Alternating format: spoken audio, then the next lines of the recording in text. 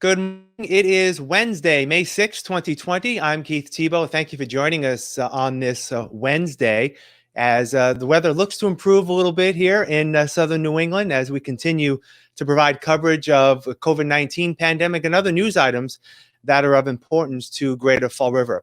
There was an incident this past Friday at the Bristol County House of Correction dealing with some correctional officers there as well as some detainees at the ICE detention center. We want to talk about that and some other issues facing the Bristol County House of Corrections. I'm pleased to be joined this morning by the Sheriff of Bristol County, Sheriff Tom Hodgson. Sheriff, welcome. How are you? I'm great, Keith. How are you? Good. Thanks for joining me. And I know it's been a busy time for you, not only dealing with an issue that happened on Friday, but other issues at the corrections facility. I want to first start by talking a little bit about the ICE detention center in general. It's been at the facility for quite some time. For those people who don't know the history of how it got started, how did it get started here in Bristol County?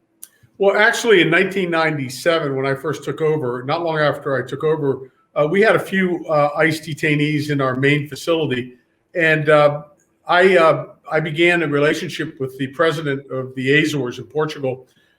He came here, signed a memorandum of understanding where we agreed to help them to prepare the detainees that might be deported to the Azores and help them understand the sort of the culture there, the basic sort of societal things in the way of jobs or other things that they would have to become accustomed to.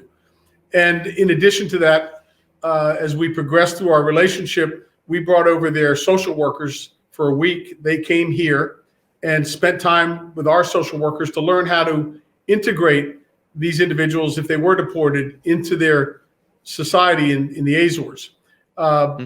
We and so as things evolved, and of course with 9/11, all these different things that have happened, it made sense to me, and ICE was interested in having us hold a lot of these illegal immigrants that were in our county and some beyond.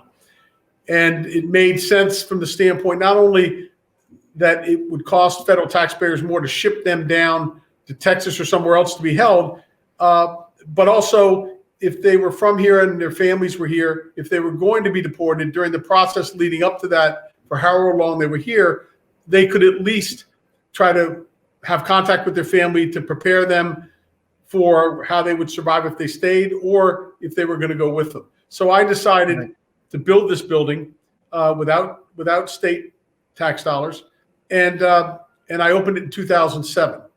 I also hired the Immigrants Assistance Center to assist in that transitioning process. So we have someone here on almost a daily basis from the Immigrants Assistance Center to assist the detainees.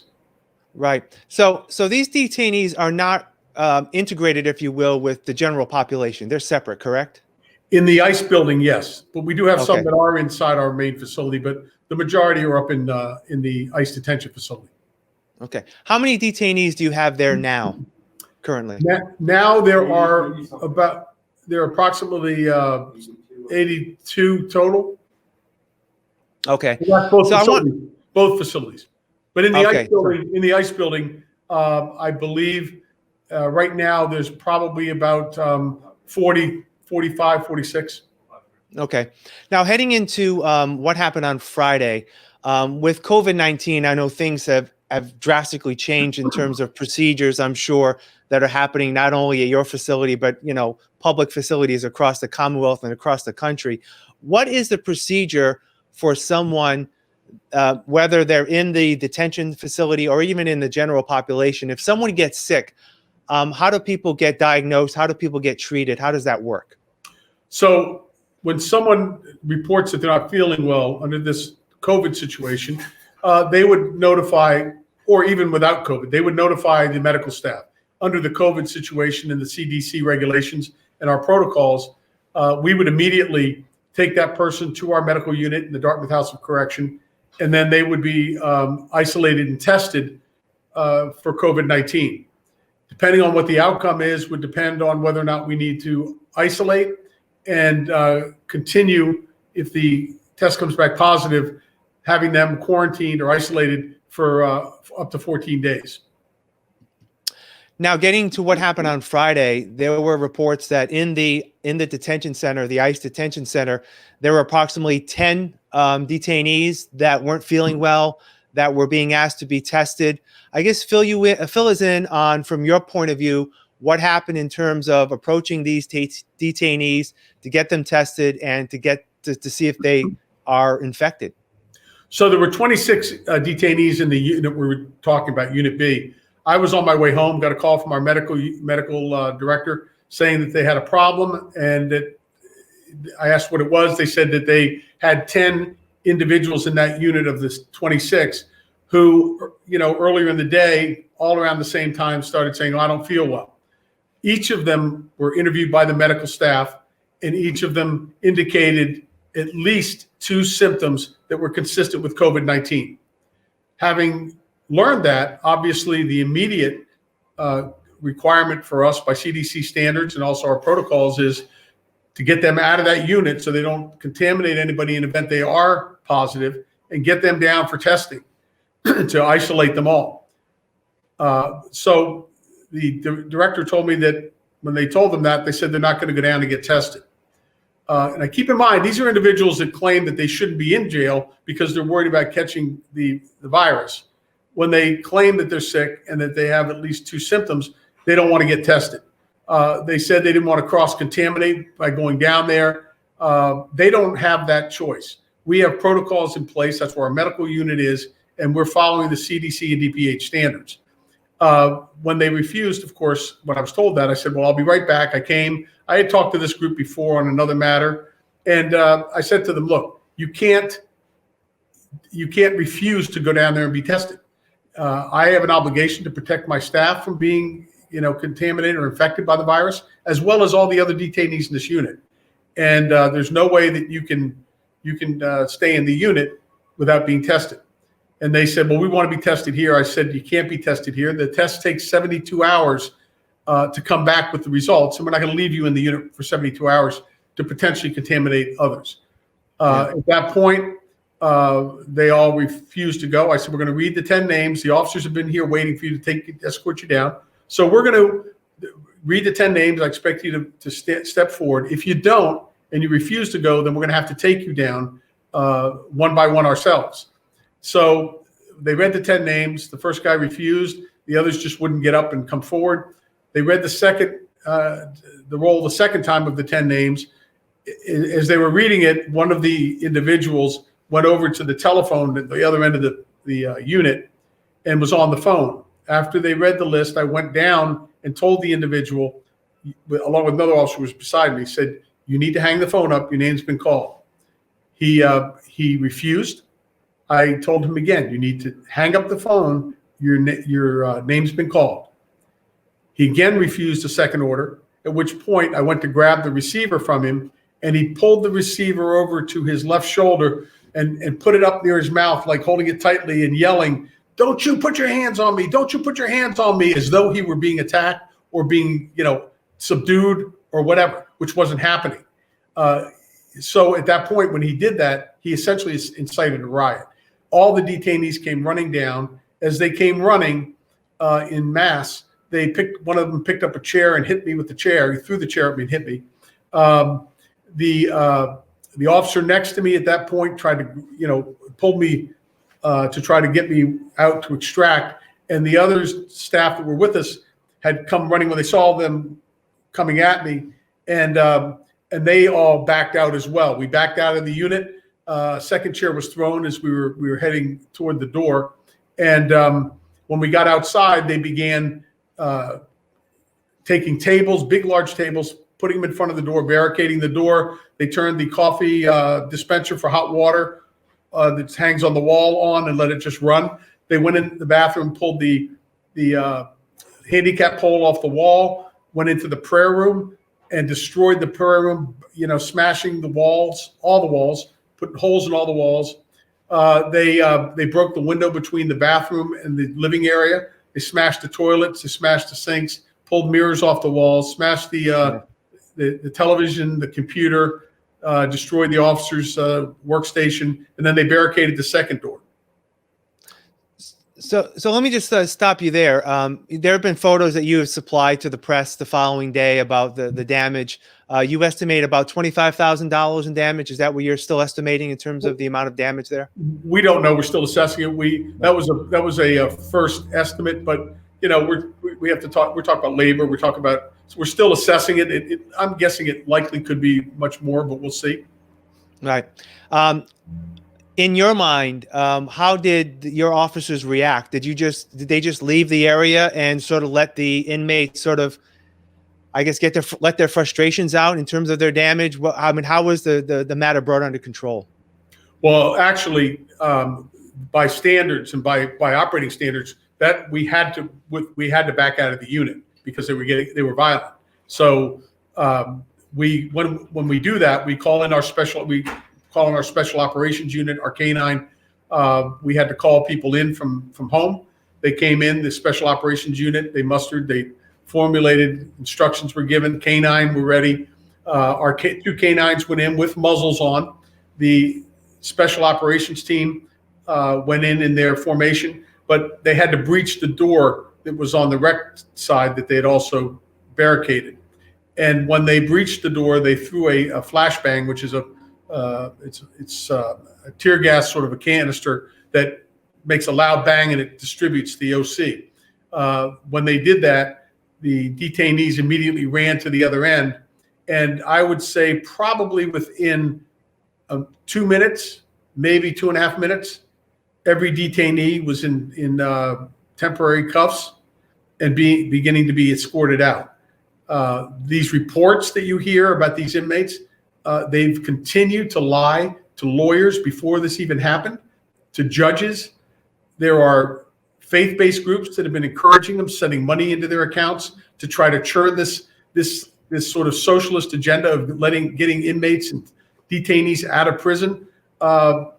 This has been going on for a while, and so we have the tapes of the calls of these faith-based leaders and conversations about different things that the detainees are talking to people about, and so this idea that, in fact, I think one lawyer said that I had, and actually on another station had 2 days ago said that he was on the phone with the gentleman I approached and said that I threw him to the ground and pepper sprayed him. I don't have pepper spray. I didn't throw him to the ground, and I didn't even have an altercation with him other than to grab that receiver. Yeah, those who have lodged complaints against you from this incident on Friday are wondering if there are any video tape security cameras of the incident. Are there cameras in there? Were there videos, and are you planning on maybe releasing those? Well, first of all, we have a camera in the unit, and it only catches part of it. Catches the chair coming. It doesn't catch everything. But we did have, once we backed out of the unit, we had somebody in our control room that was filming as these guys were breaking things, coming forward. They're going to be all criminally charged. The Inspector General's office of the Department of Homeland Security is conducting the investigation, the independent investigation. When that's finished and completed, the evidence, I'm actually looking forward to getting it out there, because we've had elected officials from the congressional delegation to people in the state to the Attorney General jumping to conclusions, no evidence, that know nothing about this, and basically suggesting that our officers might have done something wrong. You couldn't have had a more perfect operation than we had. We've been nationally accredited twice at 100%, which is almost unheard of, back to back over 6 years by the National Accreditation ACA. So essentially, yes, we're going to as fast as we can. I'm hoping this moves along very quickly so we can get it out to the public. And then I'm going to be expecting, I don't care about myself, but I'm expecting public apologies from the Attorney General, from the congressional delegation, and all these others that jumped to conclusions because they were playing politics with this issue, instead of standing up for the men and women who come to this job every day and deal with these kinds of people who ultimately trashed the entire unit of the taxpayers' property. okay? And you don't rush anybody in any unit. If an inmate is disobeying orders, imagine what it would be like if an officer says to somebody in any of our units, detainees or not, orders somebody to do something, and every time they do and the person doesn't want to do it, they all rush the officer and start attacking the officer. That Right. can't be. I know you've also been very critical of judges that have been releasing some of these prisoners. They're saying they're being proactive in terms of limiting the spread of COVID-19. And you've actually released a list of some of the complaints and some of the charges against some of these detainees. Take a minute to talk about that. Yeah, and this is happening all over the country. And I think 2 days ago, the commissioner of the Boston Police Department was furious about these people being let out. He said that, the crime's on the rise in their city as a result of it. These are people that were sent to jail by judges. I mean, some of the people that they are looking at, one guy's a convicted bomber from Ireland. He bombed the police station. We have a guy who committed, he's charged with kidnapping, armed robbery, rape in the UK. These are the people they want to let out into the communities. And we have people, child endangerment, assault on children. I mean, assaults on family members, and it goes on and on and on. Multiple OUIs, and the judges are letting these people back into the communities. We had 9 of these people who were released that had final removal orders by another judge that required them to leave the country, and this judge released them into the neighborhoods. So this is the problem, and the people that we swore to protect. Now we're just the detainees and the inmates in our custody for their welfare and their health, but also the people of our communities. Yeah. Is there a possibility that some that have been released, it's actually incumbent upon them to, we talk about the jail as a correctional facility, and you've talked about this in many times, that you're there to hopefully rehabilitate inmates so they can come out better than when they came in. Is there an opportunity for some of these that have been released to pretty much stay on the straight and narrow, to in some ways bolster their accounts of maybe getting out earlier when they do get back in? Well, they're not coming back in. That's the problem. And we already had one guy cut a bracelet off. We've had one individual, not a detainee, but an inmate that was released on the same kinds of argument, went out and as I said was going to happen. This particular guy, not this particular guy, but any of the inmates that have drug issues, there's no substance abuse support out there. There are no programs they can go to keep them off the drugs. So they're going to be right back into it again. And we had a guy leave, and then within 24 hours, he overdosed and died. This is exactly what we're talking about. He would have been safe in here, safer. And look at these nursing homes. I got 1.5 miles from here. They've had 8 people die and 66 with COVID-19. I don't see anybody yelling and screaming about that, and they're the highest risk group. We have the medical facilities right here. We have the control and ability to separate people. If somebody gets it, we can isolate. We're only at 56% of capacity. So you don't create solutions for problems that don't exist. We've been through H1N1, SARS, HIV. We've dealt with all these things. We know what we're doing. Right. I do want to bring up, as we wrap up, I do want to be respectful of your time. I want to talk about your facility itself, your office. You've had a number of officers, I believe the number is 10 or 11, or I don't know if it's that high, that have tested positive for COVID-19. I believe yesterday was the first inmate that was reported. How difficult is it for you to keep up your level of operations when you've got so many people that have been out sick themselves? Well, actually, a good number of them are back. This happens, and we knew it would be a problem on the outside because, if you don't have the problem on the inside, the only way you can get in is from the outside, right? So our officers have to go to the grocery store. Their families have to go to the store. We can't control all of what everybody does when they're out there. We've reminded everybody that their sanitation disciplines have to be maintained when they leave here. And that's why everybody, before they can come in the facility, have to have their temperature taken.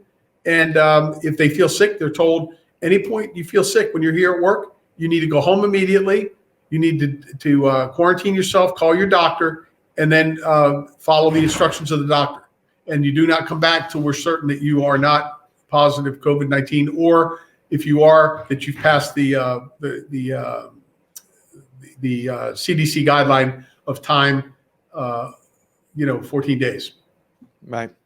Well, Sheriff Hodgson, I know it's been a very difficult and a very stressful time for all of us that have been working in government, and those of you working on the front lines. I thank you for your time and your opportunity to speak with us, and hopefully we'll talk again soon, and please remain safe. Thank you. Thank you. You as well. You and the family. God bless. All right. Thank you. Sheriff Tom Hodgson, I want to thank him for joining us today, and I also want to thank you for joining us as we continue to cover COVID-19 as well as other news reports here on FRC Media. So for all of us at FRC Media, thank you for joining us today, and have a great rest of your afternoon.